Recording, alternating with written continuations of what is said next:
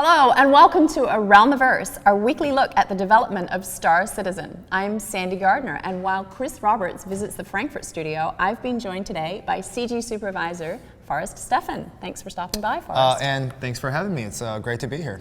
In today's episode, we'll share how the Megamaps feature eliminates load screens between levels, which means more time for gameplay and less time waiting. Very important stuff. Very important. But first, let's kick it off with Eric Davis and our Los Angeles studio update. Take it away, Eric.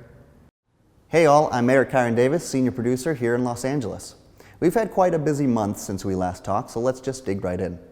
To start off, our ship team has been working on the Drake Buccaneer. Art has created a custom dual weapon mount. All LODs have been generated. The tech content team has implemented UV2s and damage. Tech design is making their flight balance pass, which will get it ready for flight with sound. VFX is making solid progress as well. The Drake Buccaneer will be a great addition to the Drake lineup, and we really can't wait until you're in the cockpit. The ship team has also made a lot of progress on the newly revamped RSI Aurora. The white box phase is now complete, which includes a proxy laying out the space, establishing the animation positions, laying out the screens, and making sure the characters could hold the controls. We've started the final geometry on the cockpit in an effort to improve the inside of the ship. Now that tech design has implemented all the art updates into the ship's new archetype, the RSI Aurora is heading into gray box.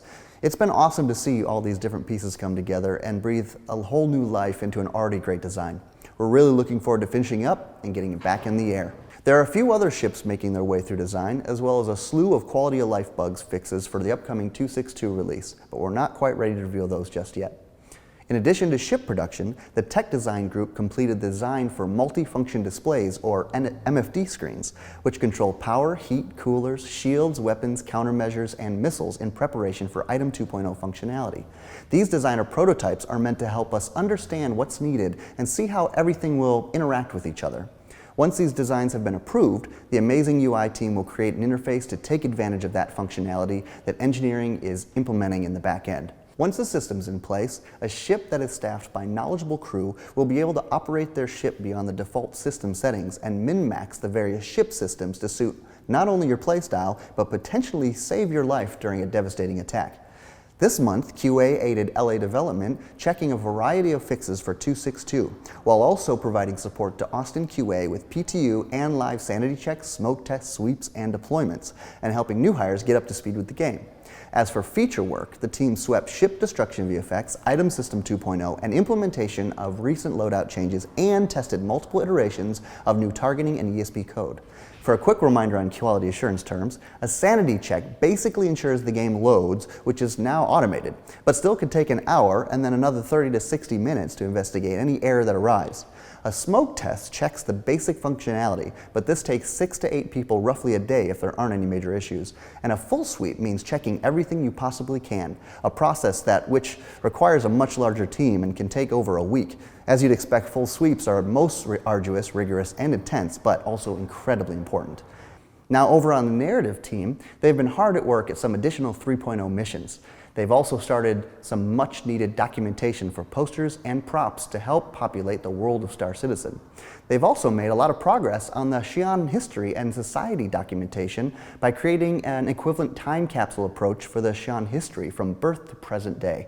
Also, those that saw the 3-lateral head test portion of GDC a few weeks ago, we can now talk about how the team has been doing breakdowns of ethno groups in the Star Citizen universe, utilizing the power behind that technology as our character customization is rapidly coming together. Now, the engineering team has begun work on the new shop entity that uses data core components.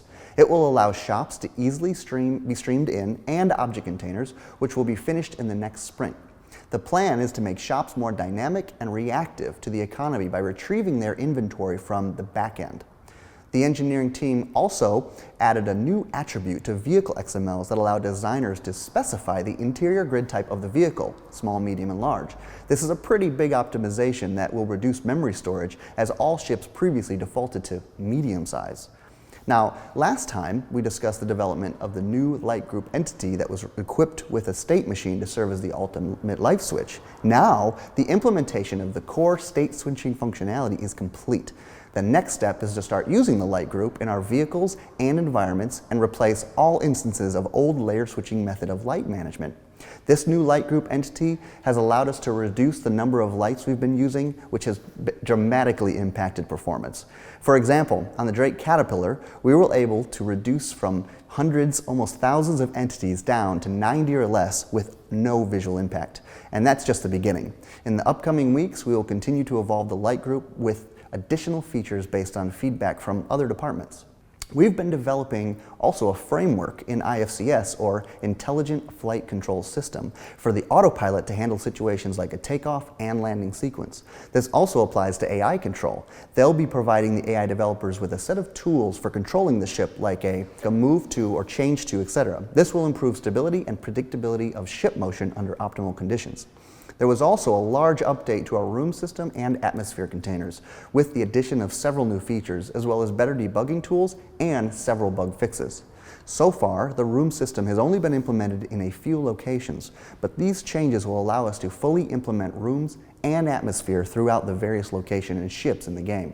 At the moment, all the airlocks you enter and exit are scripted events. They don't factor in atmosphere of any kind. With this new system, we'll be able to replace this setup with an actual room and atmosphere that allows for a dynamic experience.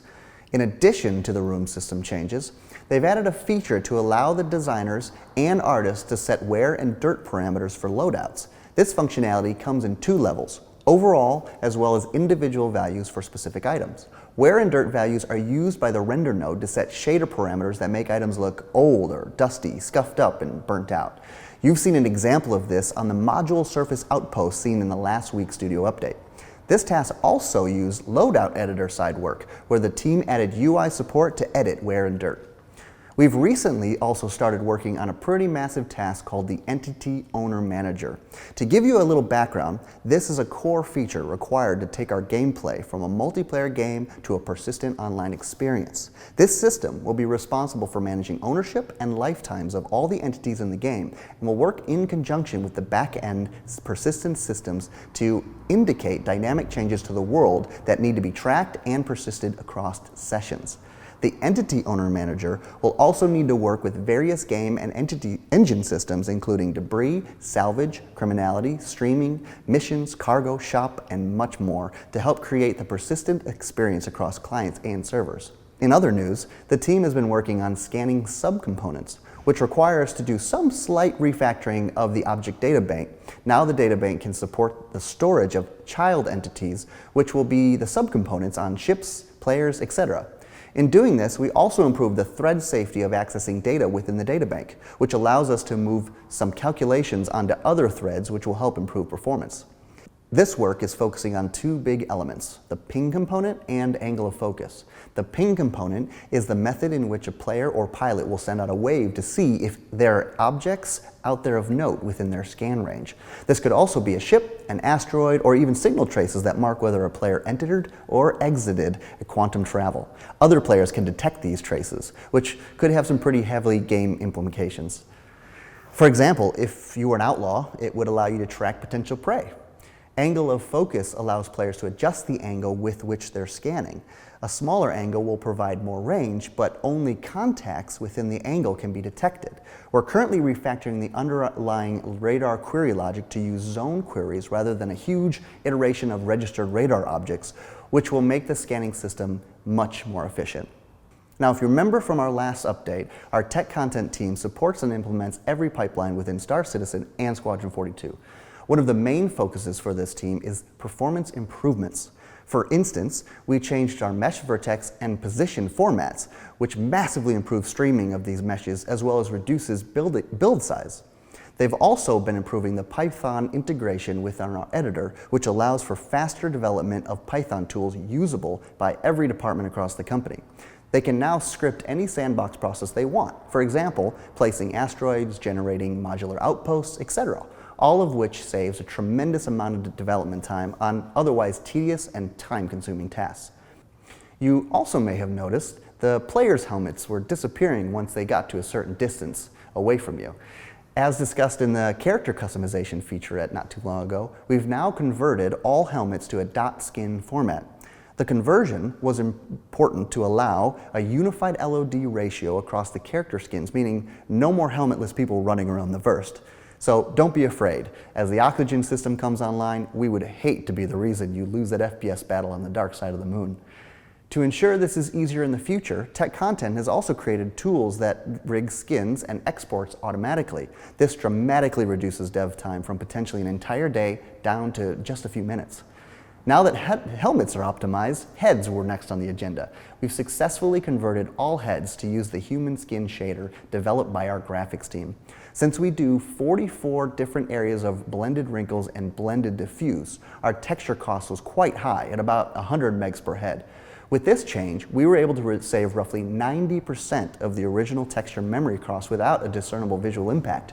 This means we can have a lot more characters in the scene without melting your graphics card. With the implementation of the female character progressing rapidly, we've transferred thousands of animations from male to female to complete her motion set and provide a data for animation to start iterating on. This will also allow us to focus on refinement and subtleties without compromising on what she'll be able to do when exploring the universe.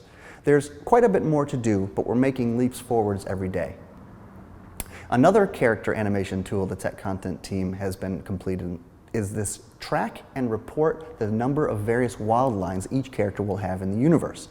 With our over 1,255 pages of script for Squadron 42, which includes all storylines as well as wild lines, we needed a tool to continuously generate reports on how many we've completed and what we have left to solve. Once the various lines are all in, the system will be able to pull those lines based on player action and situation, and also randomize the potential wild line response so the NPCs aren't repeating the same line every time. To help our cinematics team focus on content needed for Squadron 42, a tool was written to allow for visibility of scenes before they even hit the engine. This allows for fast exporting of animations and preview renders, which are then automatically uploaded to Shotgun, which makes it much easier and faster to review the many hours of cinematics for Squadron 42. The character team has been blasting through the concept phase, the high poly phase, and onto the in-game mesh of the Heavy Outlaw. Next, it's going to go into rigging and implementation. We've also sent the light, medium, and heavy female marine armor, as well as the undersuit to rigging and implementation. Once we had that male base suit done, we utilized a wrap technique with adjustments to save development time and ensure we're getting everything together as quickly as possible. Another suit that has moved through the high poly phase is the female explorer suit. So she'll be exploring the universe in no time. On the Squadron 42 character front, both the EVA deck crew and the Marine BDU have gone through high poly and are onto the in-game mesh and texturing phase, which means they should be in rigging and implementation in no time. In a category of things we can't talk about, we've continued developing the Vanduul as well as medium and heavy versions of the OMC Outlaw faction. And lastly, the mechanized Titan suit is in R&D along with other alien concept sculpts and a whole lot more that we can't reveal just yet. But stay tuned for updates in the coming weeks. Well, that does it here for Los Angeles. Thank you so much for your support. We'll see you again soon.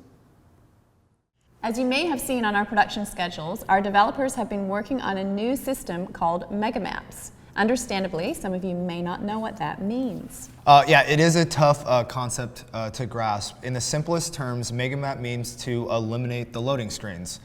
So it basically streamlines the object containers while loading in and out the different areas and the different game modes. The goal of Megamaps is to allow players to travel through the universe without interruption or lag time.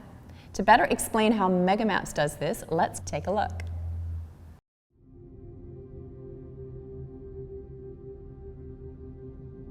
The Megamap is a new feature that we're putting into the game to cut a lot of the frustrations with load times out for people, essentially eliminate load screens altogether. The issues that drove us to this technology come from the unprecedented scale of this universe we're creating. What this means is we couldn't load it into one map without crippling memory and performance. So we divided it up and put the segments into object containers which we could load as needed. The problem with that was that it meant players would need to wait through a series of load screens as they moved about in the game. The Megamap was our solution.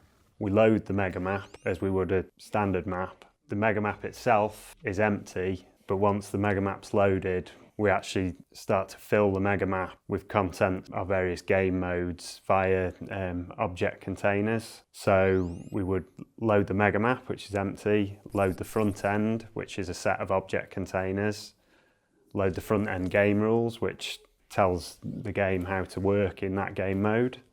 The user would then pick a new game mode to play. At that point, we throw away all the object containers, we throw away the game mode, load in the free flight game mode and the Dying Star object containers, but we do that via streaming rather than a complete level load.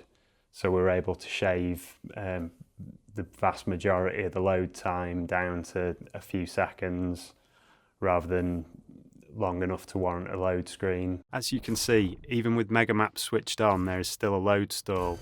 It's only a few seconds compared to the 30 seconds it takes to load without the Megamaps feature, but it's still something we're working to eliminate by making the feature operate asynchronously. So gameplay wise, that's great for players if they want to be in the front end, changing some settings. They can go to a hangar, they can put some items in the hangar, look at their ships, then immediately go back to the front end, no load screens, pick a game mode, such as race mode. They can dive straight into race mode, play around with one ship, decide they don't like that ship, come back to the front end, switch to a new ship, still no load screens, rather than having a process where they're sat in the front end, they have to think carefully where they want to go because they know there's a load screen coming up. Go there, do some stuff, and then load screen again. So by adding this new feature, we're putting into the game the first application of a lot of the object container streaming, which will be a fundamental part of the PU experience moving forward, as the PU becomes essentially like its own mega map with a bunch of sets of object containers that will stream in and out as you move through that map. The thing that makes this tricky in terms of gameplay programming is with the new flow, we're now not destroying and recreating the player between game modes. So with the new setup, it potentially makes it easier to persist some of the player's attributes between these game modes because of the fact that we're not destroying him and recreating him. So one of the more interesting bugs that the new Megamap flow has produced was QA finding that they could place down a liquor cabinet in their hangar, take a few swigs from a bottle, get slightly blurry vision-wise, then decide they don't want to be in the hangar anymore. They want to go fly their ship in free flight. However, with this new flow, the player's not being destroyed and recreated. So unfortunately for you, the player, you now find yourself in the ship with blurry vision, trying to fly through space, which is probably not the best thing for a player to be doing. So it's something we'll obviously be looking to fix, but a nice illustration of the kind of interesting challenges that we're facing fixing up this new flow. Megamap for multiplayer is a little bit more complicated. It builds on top of the single player implementation. The tech is the same up to a point. The additional challenge is that each level in our multiplayer game lives on its own server to handle the tens of thousands of players who might visit it at any one time.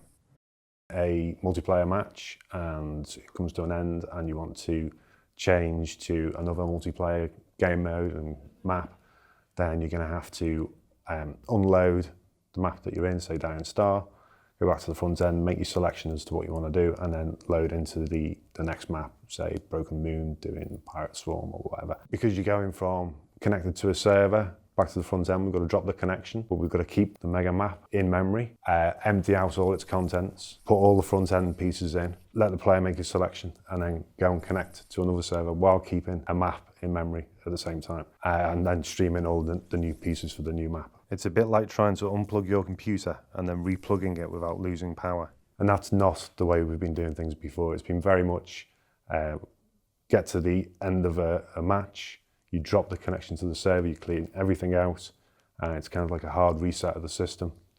Load in the front end, make your selection, end of that, hard reset of the system, connect to the next server.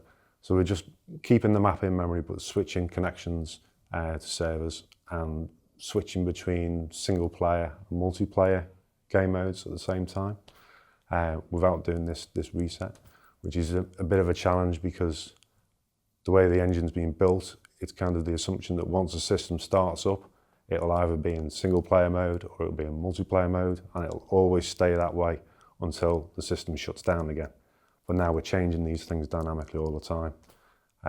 So that can create a lot of bugs. So it's kind of been a process of trying it out, finding out what it breaks, fixing it, trying it again, finding out what it breaks, fixing it, and we just keep doing that over and over. Taking a system like Crusader and extending it, you might have an object container for each of the stations, each of the comms arrays. There'll be an object container that contains references to the object containers for where all these other things are, and they'll just be sort of left there, very lightweight form. And then as you head towards, say, Port Olisar, the object container for Port Olisar will get loaded in and expanded, and that may contain other object containers that contain parts of the interior or different decks or whatever, and they'll get loaded in on demand. So it kind of, you have a skeleton structure that's defined by an object container, and then you can fill in the various parts and collapse them down again and load out another part. I don't know what scale they're going down to, but say a room's an object container. Assemble them together to make a deck, assemble them together to make a space station, that's an object container. Interior, exterior, possibly could be different object containers.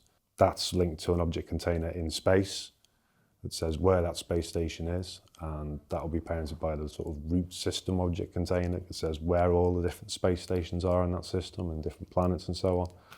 So it kind of scales out that way. But so far it's only been done for the Star Marine maps and Arena Commander maps.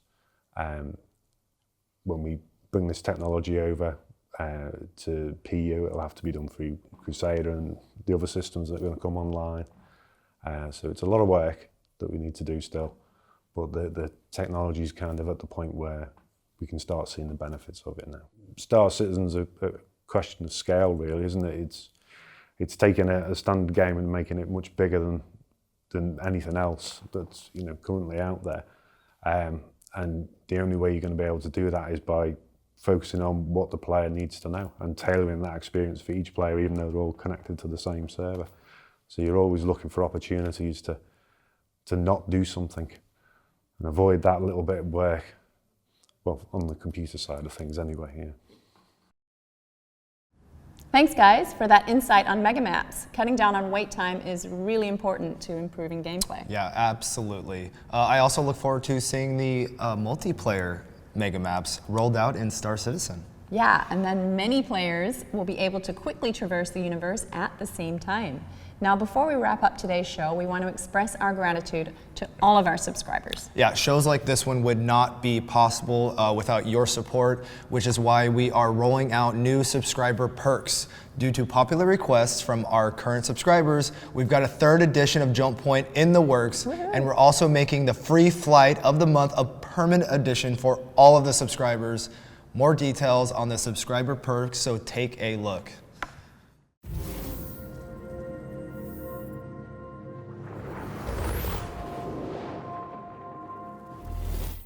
Hey everyone, I'm Sandy Gardner. And I'm Alexis.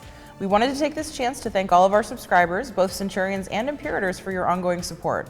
We look forward to continuing the journey with you, and we've updated your subscriber perks. If you're new to the Star Citizen community, Star Citizen subscription programs were created to provide an added level of community interaction and offer you some unique perks. As a subscriber, Centurion, or Imperator, you get access to Jump Point. Jump Point is Star Citizen's monthly magazine featuring interviews with the dev team, in-depth looks at the process of building game assets, along with new fiction and lore pieces. There is also the Vault, which is updated weekly with all sorts of ship concepts, environments, and characters. Subscribers allow us to create all of our video content. Shows like Around the Verse, Bug Smashers, Lore Maker's Guide to the Galaxy, Happy Hour, and Citizens of the Stars, as well as more in-depth events like 10 for the Chairman and Subscribers Town Hall. We like to put you behind the scenes, hearing from the creators themselves about the development of Star Citizen. Centurions and Imperators get exclusive access to submit questions for Chris and the rest of the dev team to be answered during 10 for the Chairman or Town Hall videos. You also get access to the subscriber forums where you can interact with other subscribers and myself, as well as participate in subscriber-only polls and Q&A threads. A new perk for all subscribers is our Ship of the Month Club. That's where we unlock a ship for subscribers to test fly. So if you're dueling it out in Arena Commander or exploring the space around Crusader, you can try out a new ship every month. Imperators will also have access to test fly all available ships and variants when new patches go live for a duration of 1 week. Subscribers get a variety of other extras, including early access to event tickets and discounts on physical merchandise, as well as subscriber-exclusive merchandise. And for the collector in you, there's a free hanger decoration every month. These have ranged from models of ships, glowing algae plants, and even an ancient underwater creature skull for your in-game hanger. Imperator subscribers get a little extra. Double the flair, double the discount coupon, plus your Ship of the Month roster is expanded too. You can get access to some of the limited alien ships like the Vandal, Jeanne, and Banner ships as they become available. So again, thank you to all of our subscribers. And we will see you In the verse.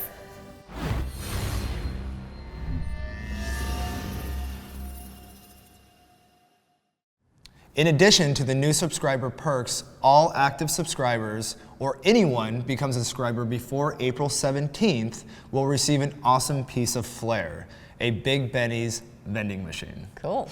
That's a great addition to any hanger, and if you're interested in learning more about our subscriber program, click on the link in the description below.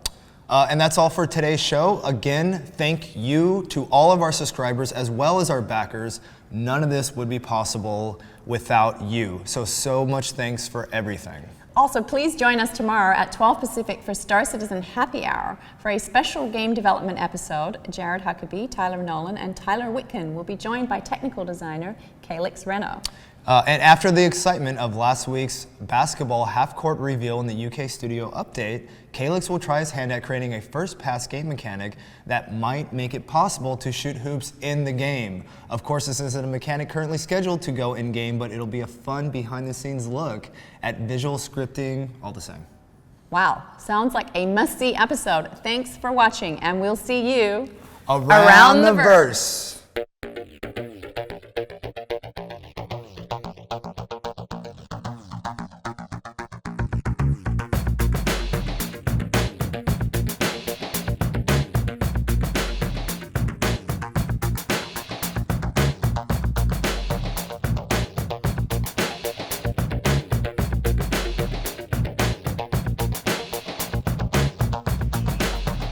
Thank you for watching. So if you want to keep up with the latest and greatest in Star Citizen and Squadron 42's development, please follow us on our social media channels.